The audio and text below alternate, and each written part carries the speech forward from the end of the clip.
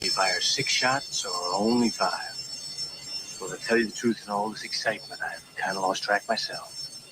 But Ian, this is a 44 Magnum, the most powerful handgun in the world, and would blow your head clean off. You've got to ask yourself one question. Do I feel lucky? Well, do you? Shut the fuck up, okay? Shut the fuck up! I'm sorry, man. I love Clint Eastwood, man. I love Dirty Harry. Dirty Harry. Okay. Yeah. I love me some Good, Bad, or Ugly. Good, Bad, or Ugly. I like this Fistful of Dollars, old westerns, and Larry David's American Treasure in my eyes. I agree. But man, let me damn, I didn't even fucking my own show up. How do you pronounce your name? Ian. Ian. Because people pronounce it different. Black folk usually try to say Ian. Ian, yeah. That's really it. And Ian is a name, but with 2 I's. Okay. Ian. Okay. Yes, you got it. So man, how long have you been doing comedy? Let's go just the background of Ian. Sure. How you get into comedy? So I started comedy in 2007. Damn. 19 years old. I never performed comedy before, never wrote a joke. And I said, you know what? Let me go straight to the top. Let me go audition for Last Comic Standing. God damn. So went to New York, camped outside. If you remember that show back then, camped outside for like 13 hours in the cold, freezing cold. Got on stage, completely forgot my jokes. Complete stage fright. They didn't even say no. I just walked away. And that frightened me from comedy again. For let's see, 15 years from performing again. But I did write for other comedians for about 10 years. So I've been performing and working since 2022 on my own. So they didn't even say no, but you just walked off. Oh yeah, because I knew, like, I just, you know what I mean? It's like, so it did not air then. No. Okay. Oh, because this had a lot of people go through there, like Ralphie May and other people went through America. Last Man Standing, right? Last Comic Standing. Comic Standing. There's a lot of people went through there. But which one do you like more, writing for people or performing? I pride myself on my own writing, but I felt like who could do it better than me. You know what I mean? So I enjoy both, but if I had to pick one skill to have over the other one, it will be writing for sure. Besides, like the Kevin Hart jumping around the stage distractions. So how did you get into writing? Did you like, man, you was just sitting like at open mics and be like, man, I think this joke would be great for you.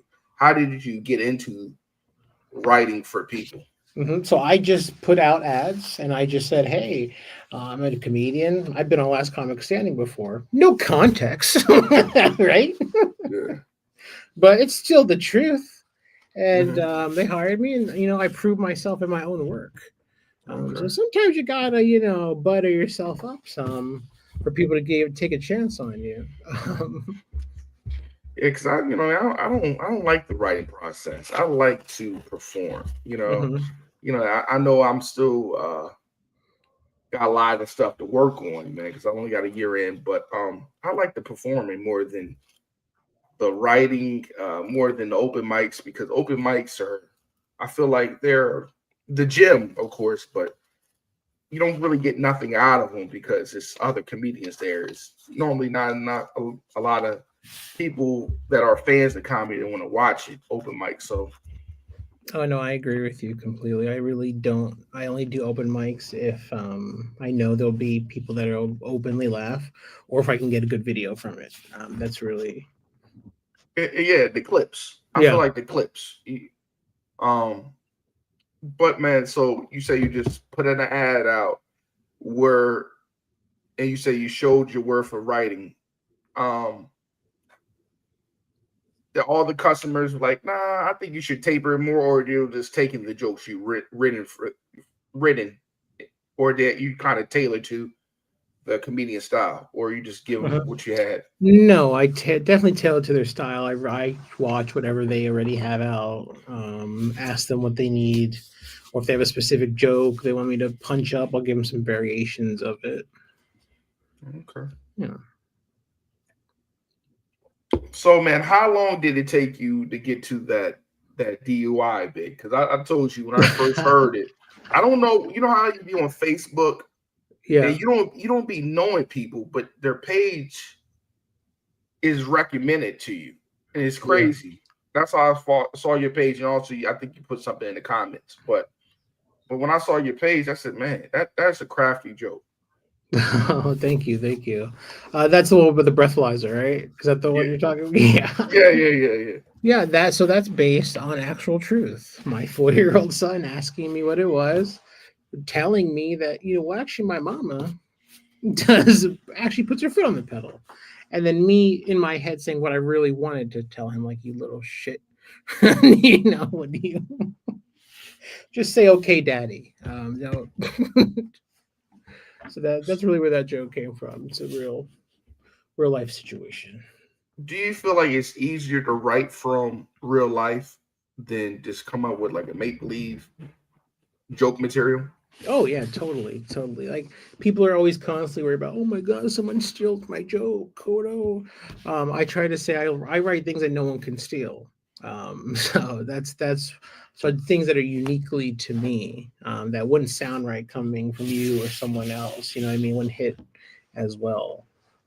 So yeah, I have so much shit in life going on. I mean, when people really tell me that, they really have nothing to do, I go, okay, you got to get out there, man, and get a job or something. Like, go join a sewing club, do something you've never done so you can get experience. Sometimes people tell me, Ian, are you purposely putting yourself in odd situations just to get jokes? And yes, yes, I am. Yeah, it's really made me more brave in life, because I'm like, well, I'm gonna get something funny out of this shit. Let me just keep going. And I totally agree with you on that, man, because I feel like life is just enough stories right there. And just in your past, your present, you go sit at a park, you can see an old man, taking a homeless man, taking somebody's sandwich. It's enough comedy everywhere to really dig and write from that. Mm-hmm. Write from that. Yeah. Yeah, no, I can't believe I would try to be a comedian at 19. It's like, what life experience did I have that, or hardships I really dealt with that would have really propelled me? I don't think many at all at that age. Maybe shitting and dropping loads. I don't know what else could you write from. Like, you hate it when your mom doesn't pay your rent in freshman year, like okay. Yeah, I feel like that's. I said that the other day to a buddy of mine. I'm like, damn, I'm glad I kind of started late, because I got so much life experience. Mm-hmm. You know what I mean? From going from a divorce, from just just in life. You know what I mean? Leaving with this, walking, losing everything in a divorce, from just everything happening in life when you're in your 30s and your early 20s, your late 20s. Yeah, you have a lot of stuff to write from that's avenue right there. Right. But man, so how did you? So you was writing for a long time, and you say it took you a long time to get back on the stage. So when you got back on the stage, was it at an open mic, or somebody just gave you some time? So I was out of the game. I stopped writing maybe that last 5 years, just working. I used to be a manager at Amazon in the logistics department. Okay. And I just one final straw was I didn't get like one promotion that I was like promised to me. I was just like, fuck it all. Fuck sending Jeff Bezos to space. Fuck doing all this shit. I'm gonna do what I want to do. So I just started off with a class. To hold me accountable. It's like having a personal trainer, right? Like, oh yeah, we all know don't eat sugar at night, and and do these sit-ups, but that person holds you accountable. Like, okay, what'd you do? So that's why I really took the class, was to, obviously I was the GOAT of the class because I'm coming in with this experience nobody knows about secretly, but That they held me accountable to write and just get back into it. And my stage presence still wasn't, being from traumatized from before, it still was not great. Was still shaking every second. So I still had stuff to work on. So what kind of, like, not to give all the information out, so how long did it take you to come up with the boot camp idea and the curriculum for the boot camp? Mm-hmm. Did you use something? Did you look up what should a curriculum be for a stand-up boot camp, or how did you figure that out? So this boot camp is they hired me, so that curriculum was already written. So they provide classes to the military and their families for 100% free. So yeah, we just had a graduation show tonight, and I'll be teaching an online class in July. Okay, so you just want, so what made you jump on that job? Just because you didn't want to fuck with Amazon no more? He's like, man, I'm gonna do this instead. Yeah, I was like, I'm gonna make my own dreams come true. Like, I'm sick of making people rich. Like I said, sending Jeffy to Spacey, just on my own time. This is about 2022. So when he was with Amazon during COVID, the good times, the bad times, working like all night long. It was rough. Mentally, it was terrible. So it's like, I'm gonna do something for me. We only live once, right? I want to have something. At least I tried. I did what because that whole time I didn't write jokes or perform. Always wrote jokes down in my phone, on index cards, like little premises. Always kept those with me for years. Sometimes never explored it more than that. But something always just told me, I have to keep writing things down. So also, man, I see that you also sent me you want some roast battling competitions. I have. How did you get it in that? I'm kind of scared to get in that lane. So how did you get into that? So my comedy teacher, he put me on, graduation show, did that good. Then I competed at the Funny Bones in Virginia Beach. I got like third place there. And he's like, hey, you want to, join this roast battle? So I was like, okay, yeah, sure. I'll do the roast battle. And I'll never forget this because he came up to me. He's like, okay, if you win a round, go over to the sound booth. And I'm brand new comedian, right? 4 months back. I'm like, okay, where's the sound booth at? And he just like snaps at me. He's like, you don't know what the sound booth's at? Don't worry about it. You're not going to get any past the first round. And so that's the night I won. First time I won. First time performed, doing it. First time winning. So do you remember how did you snap on the person to win it? Do you remember the joke? Or are you still using the roll? I do remember what the last part was. It was I was just traveling in Richmond for work, and I had a bunch of quarters in my pocket for the dryer and washing machine in the hotel. And I said, like, hey man, whatever, something like, you're not gonna you might have won last time, you're not gonna win tonight. Here's some money home for the bus. And I just threw a bunch of quarters in the air and they all hit the ground. And that was my final winning joke. God damn. You made it hell on somebody. He whispered to me, why do you have all those quarters? Man, that is crazy. So what do you think are some pros and cons of taking comedy school to learn comedy while you're here? Mm-hmm. I'd say some pros, like I said, accountability, right? You're gonna have to show up every week. You have to have at least a minute or two. You're gonna have to present that. So I think that's a great pro. Being around other people, supportive. Oh man, I'm not the best. They're not the best either. They're not the best. So some kind of, I feel like not so alone. Some people need that. And then some cons really. I'd say picking up some bad behavior. You might have a teacher that gives you like some kind of rule, like hey, you never badmouth the venue, you never badmouth the they might give you some blanket rule that you might feel like you have to follow. But I tell the students, like, everything we say is a suggestion.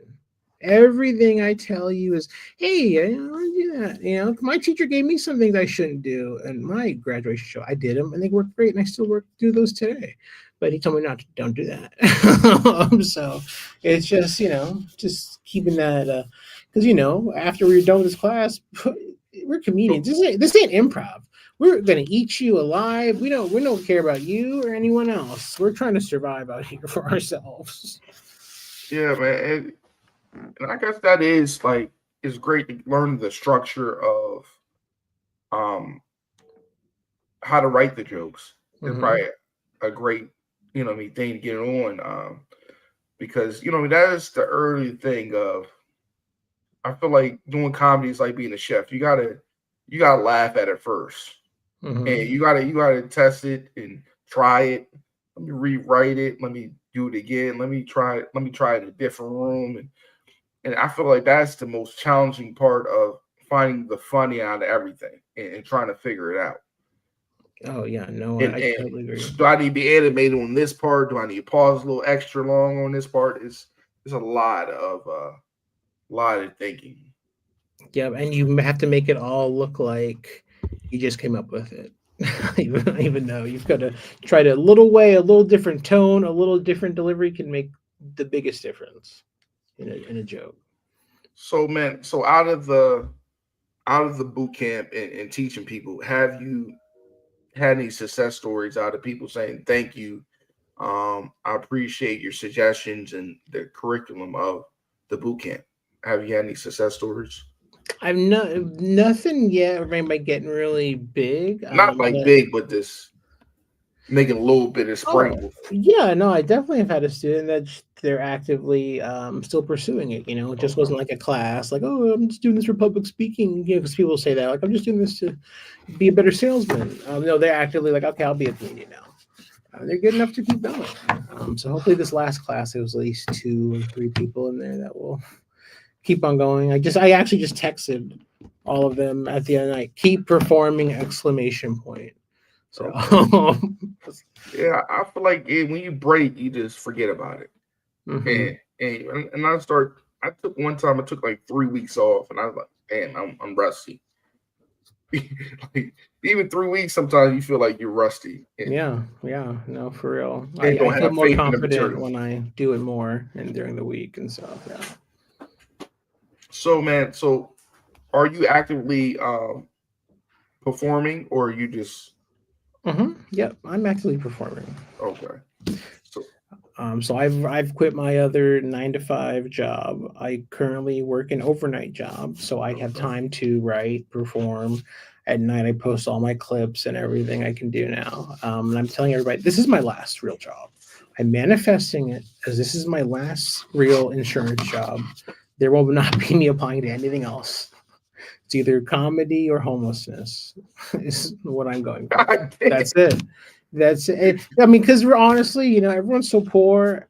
This is only my way out the hood. You know what I mean? It's like my basketball story. Like, you said the LeBron of comedy. Yeah, exactly. This is my only way out. This is the only gift I have. Like, I'm not gonna be me going to get a doctorate. It's not. No, this is it. So have you got any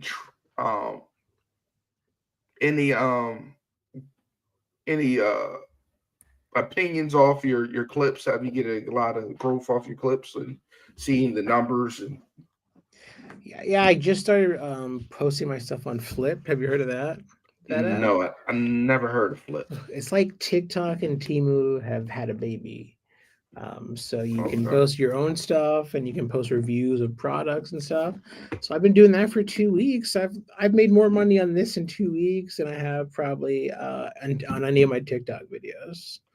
I'm looking at that Flip. Yeah, Flip, FLIP. Yeah, so yeah, and it's a lot of growth. There's literally like 3 comedians on there right now and Matt Rife.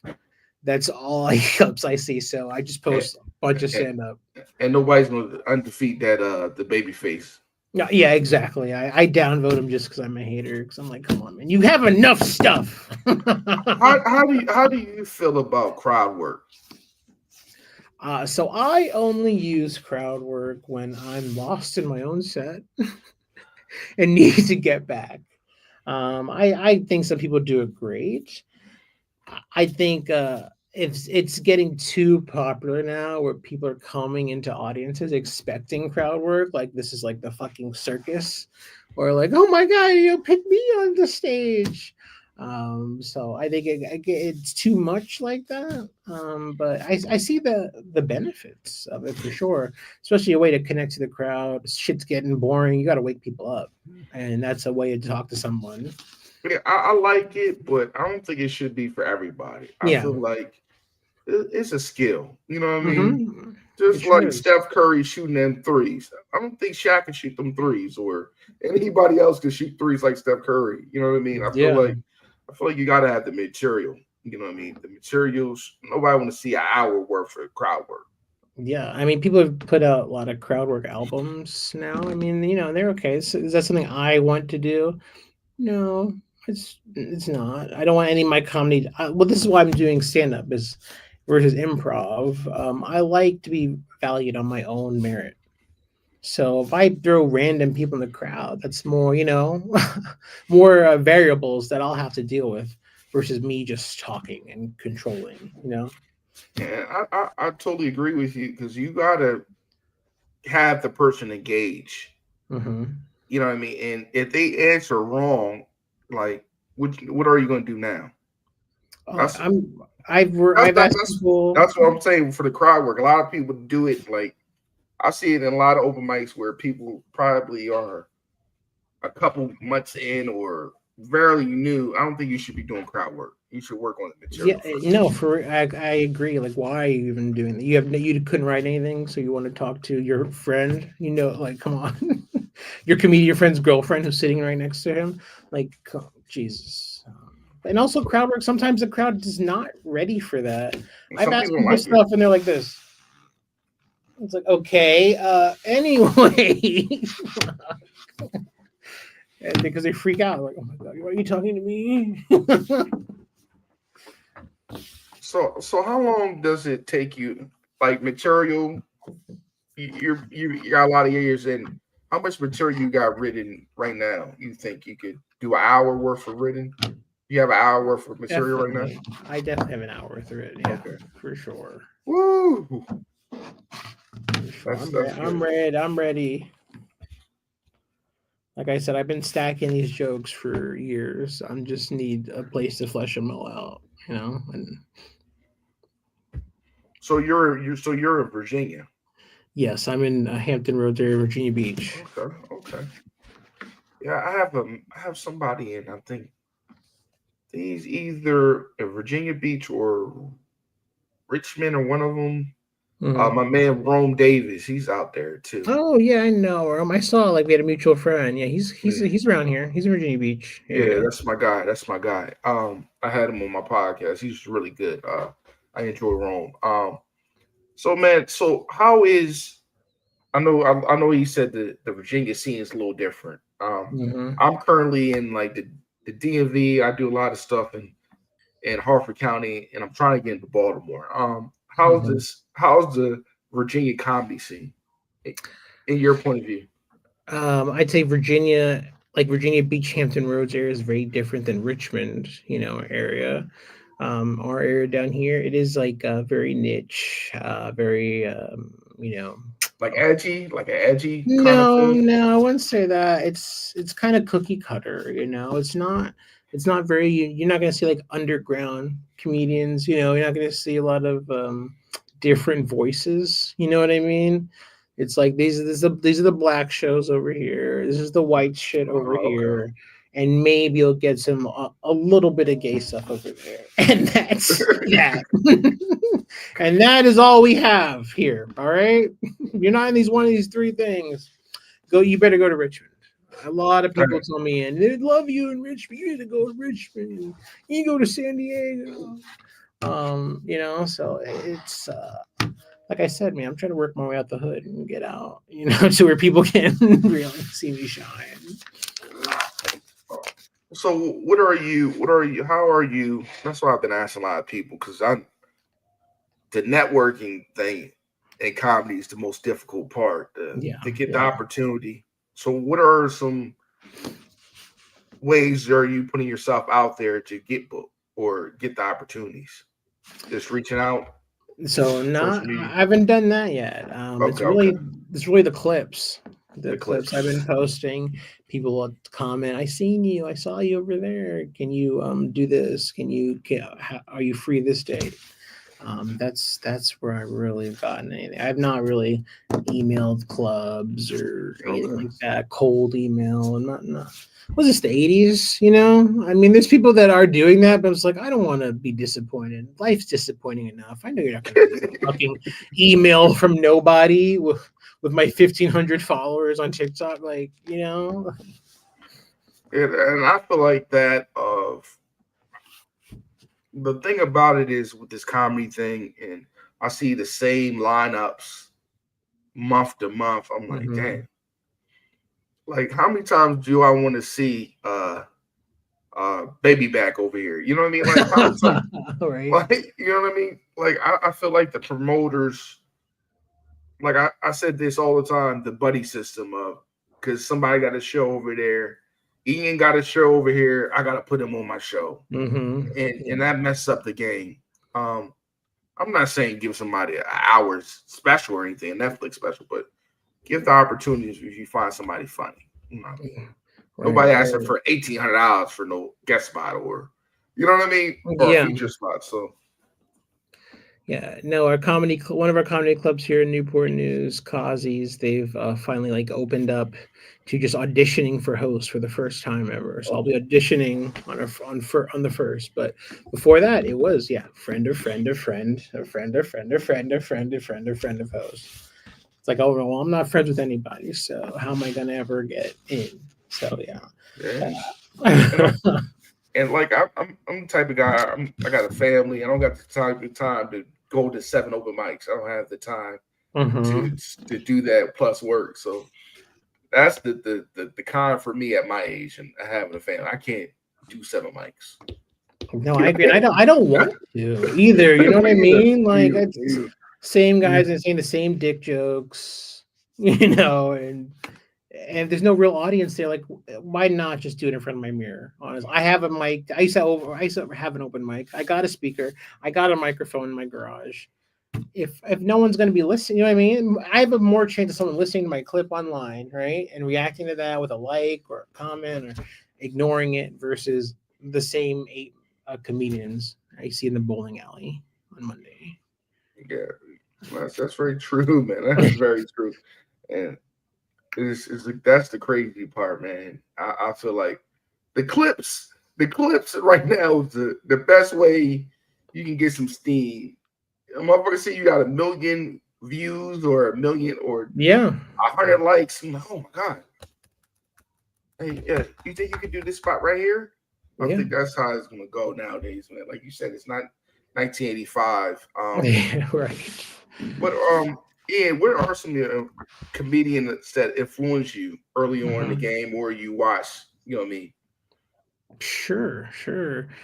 So I grew up I had a young, hot mom, so neglected a lot. I grew up watching late night TV. I watched Carson, Leno, Letterman. My aunt said I used to like imitate them at 4 years old. This is what I watched at night, hearing do blah blah blah laughter, blah blah blah laughter. You talking about Carson reruns? No, Johnny Carson, like right before he retired. What age is he? I thought he retired like in the 80s, right? 99. No, I looked it up because I was like, I said the same thing to my aunt. I'm like, no way. I'm 37. I'm like, no. I'm about to say, that's what I'm saying. You don't look that old. I'm like, I looked it up though. She was right. It was like literally his last year. 92. Okay. It was right to transition to Leno. I was like, that's when I got shot at the pussy, 92. So. Okay. I'm about 87. So I was like, I was watching it. So those are some influences, monologues, stuff like that. And then I found stand-up again as a teen, like 12 years old. And I'm like, oh, okay. And, that was like Maria Bamford, Dane Cook, Pablo Francisco. Then, actually digesting comedy, seeing what it is. Still love Maria Bamford to this day. But then, Dave Chappelle, Louis Black, Jim Gaffigan, they've all been some good influences, I'd say. I'm a very observational comedian. I don't do any long storytelling. I love the long storytelling though, man. Like I like people. I count him as underground, but I like Ali Sadiq's style of telling stories because it's a hard thing to keep with the story and finding the lab pockets in the story. No, I agree, and I would love to start doing that, but I feel like you have to have some kind of established. You know what I mean? Because I'm there, like coming, hey, strange guy with a story. What's up? They're like, what is this AA meeting? You know what I mean? But once you do have that following, yeah, I think you can do those longer stories and like him, because not everything's like a laugh, ha ha ha ha. It's like educational. He's telling what happened. Then there's a funny thing. Then he keeps going and going. Funny quip. Yeah. And also that's way easier to remember. I'd love if I could just tell to tell you the story exactly how it went. Oh my god. That's why I said, man, I feel like Dave Chappelle, with his cult following, his punchlines don't even got to be the greatest, and people going to laugh because it's Dave Chappelle. Yeah. When you get to that level of whatever you want to say, it's automatically going to hit because you are who you are in some senses. And somebody told me that too. It's like, this is a grind right now. This is actually like, Miley Cyrus is the climb, right? But once your audience finds you, that's when you'll get to really, shine. Once the people that are really looking for you and find you and continue, and that's what Dave Chappelle is like. We know we're going to see you, and we know how you act. We know your cadences. We know you're hitting the knee, prompting us to laugh. You know what I mean? Like, you've conditioned us already. We're in. And I like Mark Norman, and I like him. I like Andrew Schultz, and I was trying to be a little bit too edgy in the beginning, and I had to teeter it down because I don't got the following to go too edgy right now. Like, I got banned from open mic. I tell everybody. Oh my god, what was your bit about? Can you repeat it, or you want to get canceled? I can repeat it because I'm not using this shit no more. But I had a joke where I talked about my ex-wife. And it's pretty much about child support reform, pretty much. You shouldn't dictate how much I should pay for the nut I made. You know what I mean? So I had a joke about, I said, man, my grandma had kids because she wanted to build a legacy. She didn't want to have kids with my grandfather because my grandfather was a banker or has money. Because my grandfather had an outhouse outside. You know what I mean? So he didn't have a lot of fun. So I said, I don't understand how my baby mom got all this money. Her pussy was not mermaid pussy, and I got banned for that. Yeah. They were like, boo! They came out with the pitchforks. They came out everything. I heard white women yelling, "Where's the jokes? Where's the jokes?" I feel assaulted. I'm offended. So I got after I got done with it, we had an end part of the mic where it was like, yo, Rod Uncensored, that's my stage name. Rod Uncensored does not hate women. I said, yeah, I do. So boo, boo. So we knew it. We knew he did. I knew he liked men. Yeah. So after my Wait to Exhale male version Tubi movie, I got a long note from this comedian. He was like, yo, they say you can't come back. It's not even like a timeout. It was a forever ban. They say you can't never come back. Oh my god! Because they say you said hate. He had a hate speech about my baby mom. Is a hate speech, and this place of comedy. And I was like, all right, cool. So, but yeah, man, I realized, comedy can get you banned. They can consider hate speech. Yeah, you gotta watch. When that first roast battle I was in, it's a white guy versus one of my black friends. We teach together now, but he just called him a nigger. Not even like a punchline. Like, look at this little stupid nigger. And he just letting it go. And I'm like talking to the promoter, like, you gonna shut this shit off, right? Because I'm just getting angry just listening to this shit. And he's about to get his ass kicked. So, that's something I feel like that's ban worthy. You know what I mean? Just screaming the N word at someone. But Yeah, look what happened to Kramer. that's the same equivalent. It was the same exact energy. He was like, I don't know where to go, so holding it in. Oh God. Yeah, man. So I mean, at the end of the day, man, I feel like you gotta really, you cannot blame the crowds. That's what I learned from that. And in other white crowds I really self-adjust mentally my material. Like I did a whole white room, and I think that was in like January. Like I changed all my jokes in my mind. Like, I'm not gonna say this. Bop, bop, bop. I'm gonna talk about having a kid on the way. Bop, bop, bop. I'm gonna talk about being fat. I'm gonna have this joke about my kid trying to learn history, and he said what Martin Luther King did for me. So I'm gonna tell him a story about that. Bing, bing, bing. And I kept it more family oriented, but with a little bit of ads, a little bit of E&J in the coffee without them noticing. And I got out of there. So that's why I started writing from that point of view of being a family man, being fat, and and chill out with the edgy shit. But I do got abortion joke. It's crazy right now. I'm gonna soften it up a little bit more before I use it. Okay. So do you feel like you work better in like a black crowd, a mixed crowd, a white crowd, or like right now? It's crazy because I'm how dark I am, but I am Wayne Brady to white people. I get it. I'm the same boat.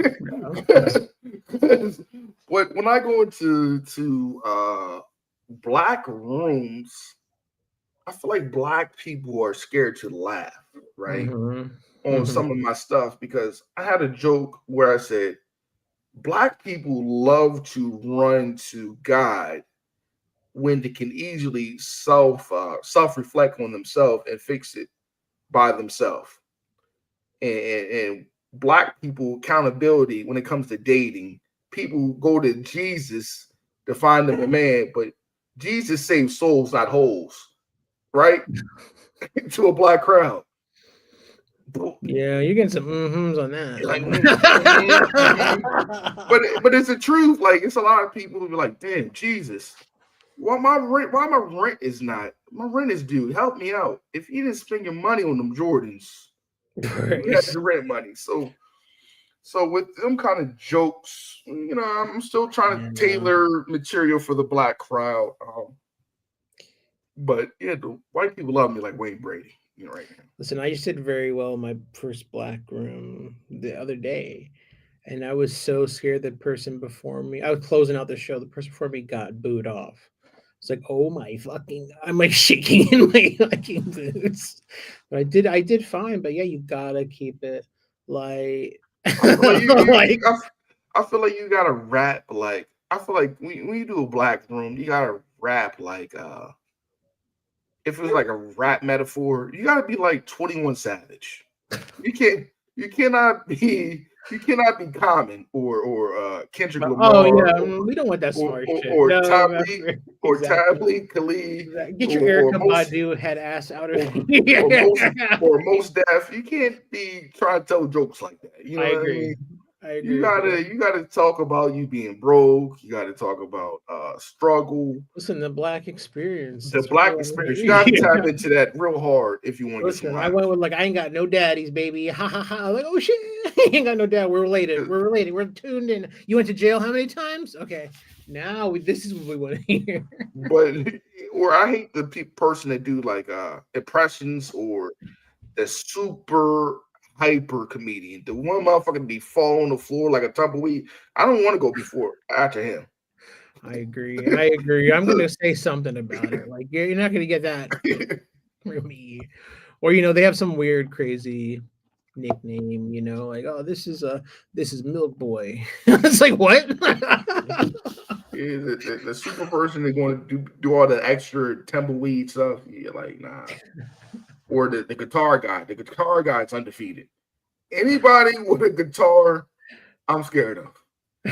So yeah, you probably get that a lot where you are. We're not going to get that artsy around here with a musical instrument. Oh man, I seen a guy do "Baby Got Back" on the guitar.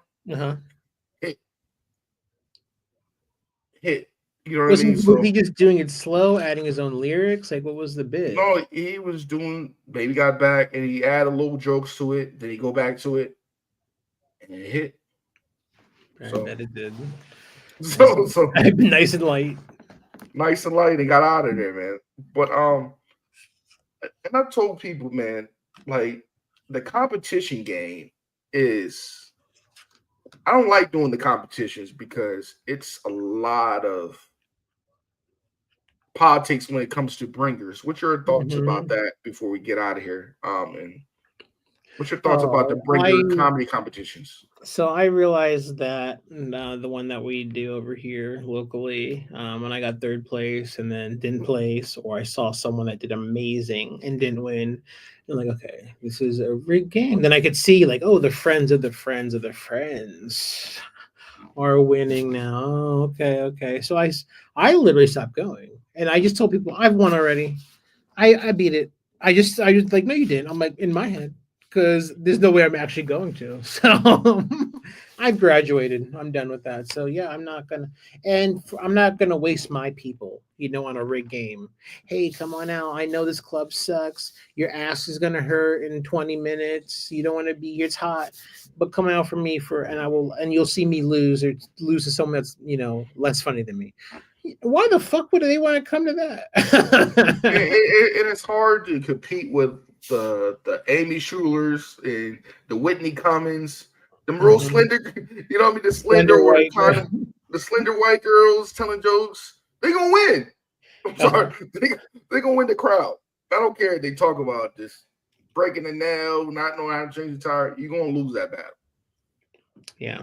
Sometimes that happens for sure. It's like playing Final Fantasy Crystal, and somebody got to hold the water pail, and like, yo, you're gonna be one holding the water pail. But before we get out of here, man, again, I appreciate you coming on, man. It was easy to interview.